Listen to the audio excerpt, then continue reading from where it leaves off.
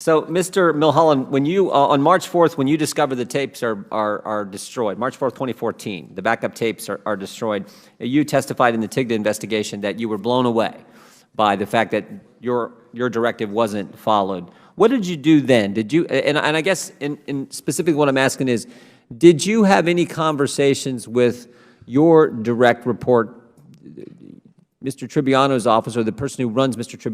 Tribbiano's office, and or Mr. Koskinen?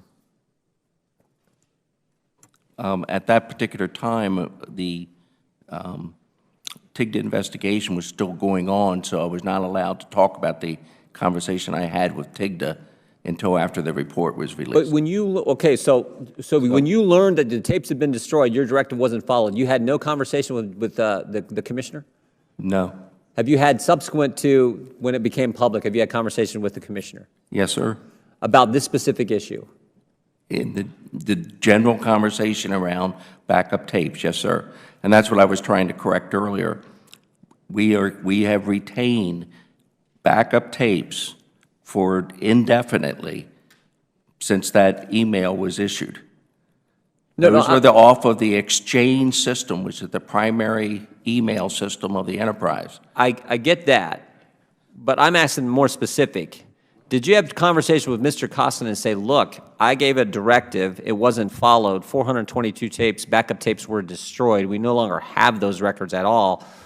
Did you have that conversation with Mr. Koskinen? No, I did not specifically. Okay. One final one here. In the opening statement, you talk, and this is Mr. Maruka's situation. His hard drive was designated for erasure before the issuance of the litigation hold. Is that right? Yes, sir. Okay. Yet you said later that his data was, in fact, though, backed up because you had another litigation hold. Yes, sir. So why didn't the previous litigation hold prevent you from destroying the hard drive? Because the data was backed up and it was sent to the digital.